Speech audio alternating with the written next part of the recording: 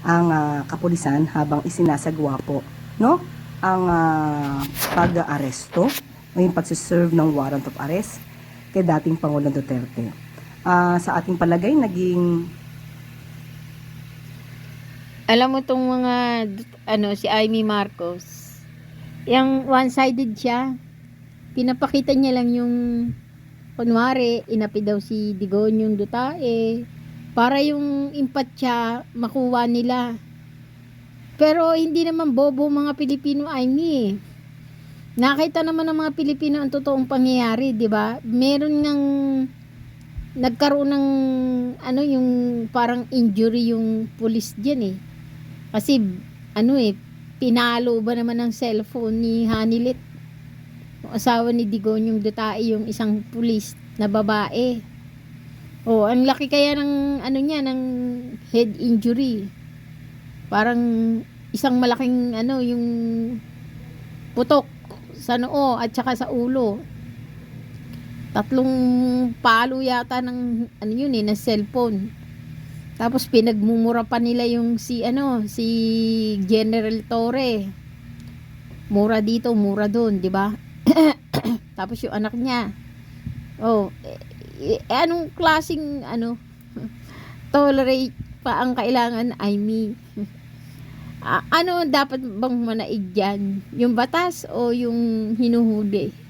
Diba? Dapat manaig yung batas. Si General Torre nga yung may hawak ng batas eh. Tapos kino-question nyo, pinapasamahan nyo pa si General Torre, kinakawawa nyo. Diba? Anong ibig nyo sabihin? Na mali yung ICC? Sino ba ang mali? Ang batas ba o yung ini-implement ni General Torre na kailangan maipadala na agad sa Hague, Netherlands yung si Digonyong Dutae? O yung mga alingas-ngas ng mga aliporis ng mga kampon ng kadiliman na yan? Ano ba dapat ang manaig? Yung batas o yung mga batas-batasan ng mga aliporis ng kampon ng kadiliman? Mga kampon ng kadiliman yung mga yan eh. Na nagkukunwarang ewan.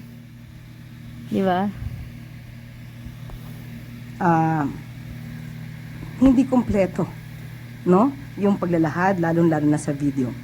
Okay, sabi niya, bakit natin isinuko ang Pilipino ba o dating Pangulo? Ang dating sa isang dayuhan. Ito naman po ay nasa batas. RA 9851. Hindi po natin nilalabag ang anumang batas. Kung mayroon pong dapat na managot, katulad ng sinabi natin, hindi po ba dapat lamang na panagutin? Ang ginamit po na batas, ang RA 9851, nandun po na sinasabi na maaari nating isuko. O ulitin po natin to Doon sa Section 17, sinasabi po na to extradite or to surrender to the international court, comma, if any, comma, or to the state in relation with applicable extradition treaties, something like that. Maliwanag po, kahit po si Justice Carpio ay ipinaliwanag po ito na maaari po nating isurrender ang sinuman sa international court, comma. Ibig sabihin, hindi po tayo kailangan na mayroong treaty or extradition treaty na pag-uusapan. Basta ang nilagay po lamang doon ay to surrender to the international court. At yun lamang po ang tinutupad natin. Kasi yung mga iba nagtatanong bakit hindi daw binasa yung pinakadulo. Pero mapapansin niyo po, doon sa batas na yon, may nakalagay po, or to the state in application or applying the extradition treaties. Ibig sabihin, kapag ka sa state lang natin isusuko, saka natin gagamitin yung extradition treaties. Pero kapag to the international court, may comma eh. So walang condition doon. So we have to stick kung ano sinasabi ng batas. But what about po yung sinabi naman ni Senator Aimere na since when did we become a province of The Hague? Gusto po bang magbigay ng reaksyon ng Malacanang dito? Hindi po natin ninais na maging probinsya ng kahit anuman. Dahil po tayo ay isang independent country. Hindi po natin ninais na maging di ba nung panahon ni Digonyong Dutae, ang Maynila, nung panahon na mayor pa si Isko Moreno, Inaangkin ng China na province niya na yung Manila Oh, bakit ayaw ni Aimee na maging province ng Netherlands ang Pilipinas? Bakit? Gusto niya ba na maging province ng China ang Pilipinas? Ayaw niya sa Netherlands. Di mas mainam naman yung Netherlands kaysa sa China kasi ang Netherlands ano naman yan? Democratic country. 'Di ba? Hindi ka naman diyan na susupili ng kalayaan mo. Hindi katulad naman sa China na komunista. Saan nyo ba gusto? Sa democratic country o sa Chinese na isang komunistang country? Ito kasi si Aimee gusto niya sa China Komunista ang gusto ni Aimee di ba? Di sinasabihan na nga ng China ang Pilipinas nung panahon ni Isko Moreno na province of China ang Pilipinas. Ngayon, ayaw ni Aimee na maging province of Netherlands ang Pilipinas. Ang gusto niya maging province of China. Probinsya din po ng Fujian, China. Never natin inisip yan na maging probinsya tayo ng anumang bansa. Nagpapatupad lamang po tayo ng batas at kung yun po ang sinasabi po ni Senator Aimee, siguro yan lamang po ang paniniwala natin dahil kahit po sa panahon ngayon ni Pangulong Marcos, hindi natin sinusuko ang anumang karapatan natin sa West Philippine Sea. Siguro doon naman po makikita natin na hindi po tayo, hindi natin ibibigay ang anumang karapatan natin kahit kanino man. Tama. Paano nagbago ang gusto ni halatang si Aimee Marcos ay isang pro-China. Huwag niyo iboboto yan. Pag kaya na yung naging politiko, ay nako, Chinese government ang kalalabasan ng Pinas. Ibebenta niya ang Pinas sa China. buhay ng isang pamilyang Pilipino? Maricel Halim, TV5. Just a quick follow-up. I wonder if you have talked to the president about the hearing. How does he feel that his sister leads the hearing about the legality of the arrest of former president? Napag-usapan po yan at kung ano man daw po ang gagawin na paghihiling sa Senado, hindi naman po natin tututulan dahil para ipakita sa taong bayan na tayo po ay sumusunod lamang sa batas. Kapag ka po kasi nagtatago, ayaw makipag-usap, lahat ng mga officers niya ay sasabihin walang alam, mas lalo tayong magpapakita na na may tinatago tayo. So yung mga dating nagagawa noon, panahon, na hindi pinapapunta ang mga cabinet members pag pinapatawag sa Senado, hindi po yan gagawin ng Pangulo. Para lamang po tayo sa katotohanan at maipakita kung ano ba ang ginawa natin ng naaayon sa batas. But isn't this in a way awkward or slap on the administration considering that, well, Senator Aimee is also an admin candidate?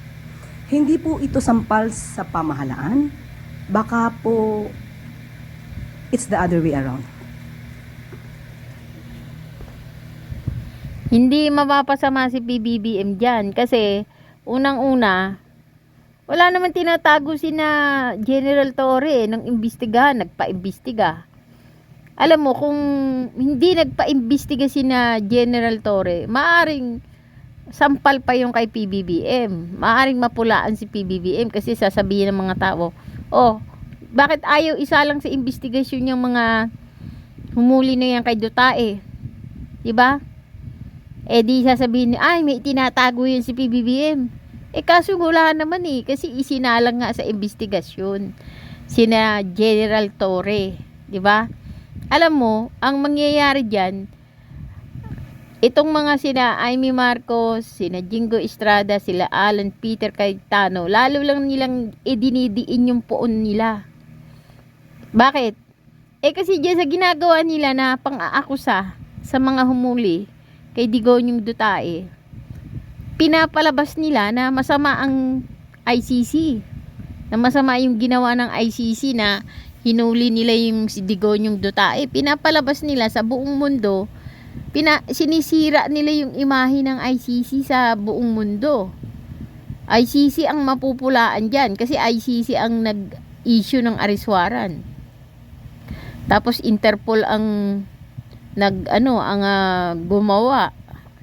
Interpol ang nanghuli sa pakikipagtulungan nila General Torre. Hindi naman, ano naman kinalaman ni PBBM? Diba? Hindi nga nakipagtulungan eh. Kahit nga mag-issue ng temporary TRO, hindi nga sila nag-issue. Kasi ayaw nga nila na na makisangkot. Hindi naman nakisangkot si PBBM. Interpol naman yung gumalaw at saka PNP. Alam mo, ang sinisiraan lang nila rito, lumalabas na sumasama yung imahe ng ICC. Kasi Interpol nga, ang ICC nga ang nasa likod ng pag-aresto. O di anong sinisiraan nila dyan? ICC. Ngayon, nagagalit ang ICC sa kanila. Magagalit talaga. Kasi bakit nila questionin yung pag-aresto ng Interpol at saka ng PNP? Tama lang naman yung hinihingi ng ICC kasi ang hinihingi na jurisdiction ng ICC sa Pinas yung panahon na March 17, 2019 pababa. 2 taon yun. 2019 March 17, 2019, March 17, 2018, March 17, 2017. Yun ang hinihingi ng ICC. May jurisdiction ng ICC sa atin noon kasi hindi pa tayo umaalis sa ICC. Umalis lang tayo noong March 17, 2019 pataas hanggang ngayon. 'Di ba? Ano naman ang masama doon? At saka kung sasabihin naman nila na lumabag si General Torre, alas 10 ng umaga hanggang alas 11 ng gabi. Ilang oras yun? 10, 11, 12, 1, 2, 3, 4, 5, 6, 7, 8, 9, 10, 11, 12. 12 hours! 12 hours ang binigay ni General Torre na pananalangin. Ilang oras niyang dinalanginan si Digong Dutae para lang maisakay sa sa eroplano. Ang sabi nga instruction nga sa kanya kailangan maisakay agad. Huwag nang patagalin. Di ibig sabihin ginawa lang naman ni General Torre yung kanyang